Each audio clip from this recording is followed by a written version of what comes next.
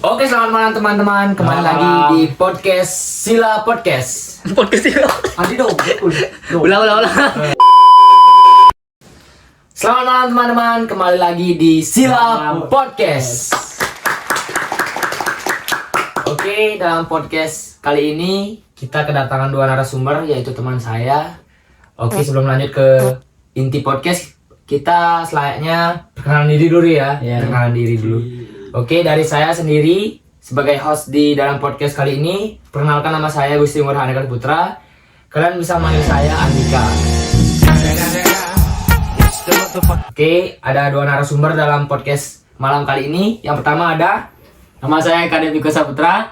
Dan di samping saya Dan nama saya adalah Gede Adiaksa Satya Pradita Putra, bisa dipanggil Adiaksa. Nah, untuk kesempatan kali ini, podcast kita akan membicarakan ataupun membahas tentang perundungan yang ada di dunia ini. Ya, jadi langsung saja kita tanya-tanya tentang perundungan kepada narasumber kita. Siap. Oke, gimana sebelum lanjut, gimana nih kabar kalian berdua? Baik saya. Jadi di podcast ini santai aja ya, karena kalau podcast itu tegang, bukan podcast Kaku lah gitu. Ya, benar. Oke, langsung saja menuju ke topik. Sekarang aku nih bakal nanya nih ke kalian nih. Ya. Kalian tahu kan perundungan kan? Tahu pasti tahu. Semua orang kan tahu perundungan tuh. Ya. Menurut Piko deh pertama. Ya. Perundungan itu apa sih kalau menurut Piko? Menurut saya perundungan itu segala jenis cara atau penindasan, baik verbal maupun non verbal, secara fisik, secara melalui kata-kata yang menyebabkan tujuannya itu menyesengratan rakyat itu. Intimidasi, menyakiti seseorang. Ya, itu perundungan yang diartikan oleh Piko ya. Ya. Dari narasumber pertama, yang lanjut ke narasumber kedua. Ya. Perundungan itu apa dari Dede? Coba. Terima kasih Andika. Jadi saya akan menjelaskan apa sih itu perundungan. Perundungan merupakan suatu tindakan yang dapat menyakiti psikis, hati seseorang ataupun fisik seseorang. Jadi perundungan itu ada macam dua yang saya ketahui, yaitu verbal dan non verbal. Verbal itu berawal dari perkataan, sedangkan non verbal itu dari kekerasan fisik. Itu saja sih. Baiklah penyampaian ataupun pengertian perundungan dari kedua narasumber kita. Nah, sebelum lanjut ya, kalian pernah nggak sih merasakan perundungan ataupun kalian membuli seseorang lah gitu? Pernah? Semua orang pasti pernah menjadi korban ataupun pelaku, itu semua orang pasti pernah, karena kita juga manusia ya, tempatnya salah biasa misalkan Ternyata dikit ya, kata-kata dikit. Untuk merasakan sering lah, apalagi di lingkungan sekolah ya, di SMA itu pasti banyak perundungan dari teman-teman, dari ya Itu secara sengaja maupun tidak sengaja ya? Ya, maupun. Tapi kebanyakan perundungan itu disengaja lah. Sengaja ya? Disengaja. Karena dia kan tujuannya untuk apa? Menyakiti seseorang yang dia benci karena dia merasa sempurna gitu. Oh iya. Oke, lanjut aja ya ke pertanyaan selanjutnya, yaitu apa sih pendapat kalian tentang orang-orang yang melakukan pembulian di sekitar kalian? Coba mungkin dari Piko dulu. Pendapat saya mana ya? Apa sih gininya manfaatnya membuli lah itu bagi orang itu, dan apa sih kepuasannya ketika kita membuli itu apa?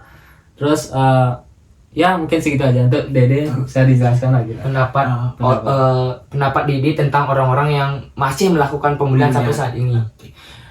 Jadi pesan untuk yang suka membuli nih ya, terutama yang suka membuli sekolah, di lingkungan sosial lah. Pesan saya itu sudahilah melakukan pembulian, karena pembulian itu cuma memberikan manfaat berupa kepuasan. Jadi apa sih kita membuli, ujung-ujungnya kita hanya memuaskan diri kita sendiri, bahwa kepuasan itu banyak diperoleh dapat itu dengan melakukan hal-hal yang positif gitu. Oke. Pertanyaan dari saya selanjutnya itu ada, menurut kalian berdua penyebab awal terjadinya perundungan itu apa sih? Jadi kan mungkin ada yang tadi kan Piko bilang ada yang pembulian itu secara sengaja maupun tidak sengaja. Nah, awal penyebab pembulian itu dari Piko apa sih? menurut saya awalnya tuh ya menurut saya karena ego lah. Ego manusia kan ada yang tinggi ada yang rendah. Ketika si manusia yang egonya tinggi ini melihat orang yang menurutnya tidak sempurna, lebih jelek lah dari dirinya, muncullah perasaan-perasaan niat untuk jauhin, jauhin adalah ini orang jelek gitu. Kayak kita menyakiti secara kata-kata maupun fisik ya. Oke, itu jawaban dari Piko ya teman-teman ya. Sekarang dari Dede, apa sih pendapat Dede atau bagaimana sih pendapat Dede? Apa sih awal penyebab pembulian itu? Awal terjadinya pembulian itu apa sih? Awal terjadi pembulian itu ya, jadi awal munculnya pembulian itu seperti yang kalian itu yang munculnya itu karena ego. Lagi satu itu munculnya karena dia itu merasa sempurna, kembali lagi sama Piko yang tadi. Karena namanya manusia ya nggak ada Tidak luput dari kesalahan, kesempurnaan juga ya. ada kesempurnaan. Pas dia merasa sempurna, dia melihat seseorang yang kurang lah atau mungkin kelebihan, yaitu mencoba untuk berniat melakukan pembulian agar mencapai kepuasan. Itu aja sih. Jadi bisa disimpulkan ya teman-teman bahwa perundungan ataupun pembulian itu disebabkan karena merasanya lebih sempurna dari seseorang yang mempunyai kekurangan. Jadi kita itu merasa lebih sempurna lah dari orang yang kita bully. Menuju ke inti topik, kita sebagai siswa kita itu mendapatkan tugas yaitu tentang mengomentari cerita yang ada di buku bahasa Indonesia halaman 134 tentang kisah sedih Quaden Bells, anak korban perundungan yang menangis histeris.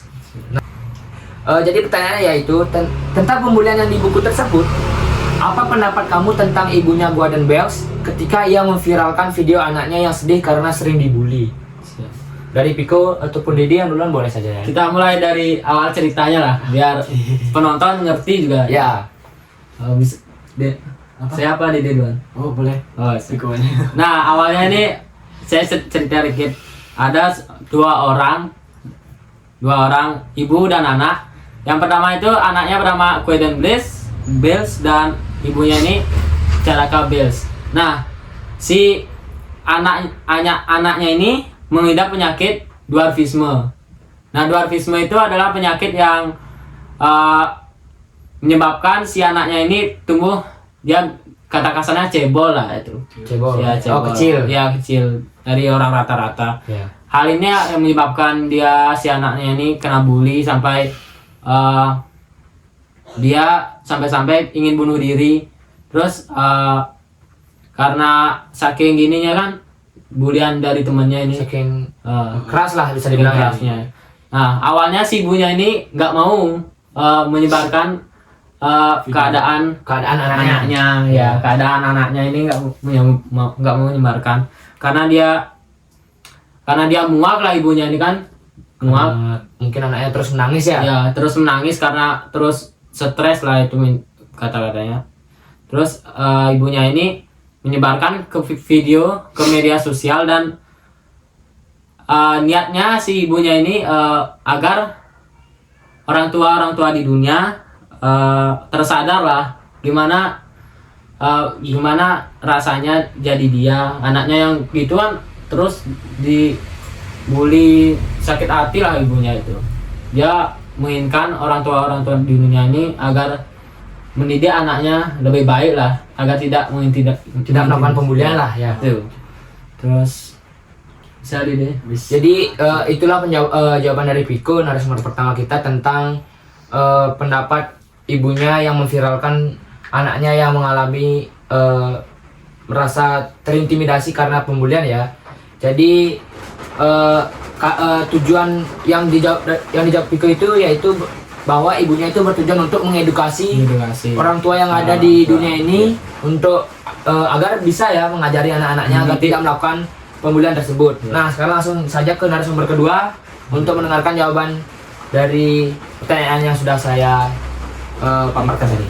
Ya, jadi menurut saya ibunya Quaden Bells ini sangat baik karena sebab jika dia tidak memviralkan video yang dialami oleh anaknya ini, kemungkinan besar pembulian ini akan terus berlanjut dan bisa menyakiti psikis anak orang lain, gitu. menyebar. Jadi menurut saya ya baik sih si ibunya ya Raka Bel ini niatnya bukan untuk untuk memperlihatkan kejelekannya, Ya, tapi untuk Edukasi. seperti Piko bilang itu untuk edukasi sih.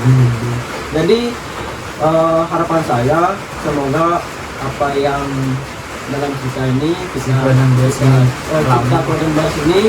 kita bisa ambil bahwa pembulian itu sangat tidak baik bagi kita sendiri karena bisa berakibat fatal seperti yang dialami Golden Bells ini gitu. Yang menurut saya baca Golden Bells ini dia bilang kepada ibunya itu sampai dia bilang dalam bahasa Inggris ini ya, give me a rope, I want to kill myself, yang berarti tolong ambilkan saya tali, saya ingin bunuh diri. Wah, saya berpikir ya, oh itulah dampaknya ya. Berarti Golden Bells ini menginginkan cara untuk bunuh diri ya, dari ngambil tali, pisau gitu. Saking gitunya lah, saking pembuliannya ini saking menyakitkan bagi dia. Ada juga sempat saya baca di laman Sydney Kompas.com ini yang sebelum dia sekolah kan ibunya sering membagikan video sehariannya tuh, terus tuh karena dia ingin have fun lah itu pakai media sosial kan biasa rekam anaknya, terus nggak disangka-sangka ada orang lain yang komen anak kamu jelek sekali, anak kamu cebol. Berarti pembulian itu tidak hanya di sekolah saja dilakukan ya, tapi di media sosial ketika ibunya memviralkan video yang komen tidak hanya positif saja, tapi ada yang negatif juga ya. Ini termasuk dalam cyberbullying. Cyberbullying ya, benar. Oke, supaya tidak jauh melenceng ya tentang podcast kali ini, sudah tadi kita katakan bahwa dampak pembulian itu sangat berbahaya. Jadi mungkin berikan sedikit pemaparan atau jawaban apa sih dampak pembulian yang sebenarnya? Mungkin coba dari Piko. Dampak pembulian sebenarnya kan macam-macam, dari misalnya dampak verbal. Kalau verbal itu khusus itu menyerang psikis, menyerang hati lah, dia sakit hati, perasaan. Ini menyebabkan si korban itu kayak Golden Bells ini ingin bunuh diri lah karena nggak kuat kan. Coba kalian di rumah dengerin omong-omongan jelek, pasti gimana kan nggak kuat juga. Apalagi si Golden Bells ini setiap hari kan. Terus tuh kalau si Kenny pembulian fisik, dia khusus di fisik, menyakiti secara langsung dia. Mau dipukul dia apa, kalau cyber melihat media sosial kayak tadi yang saya ceritakan.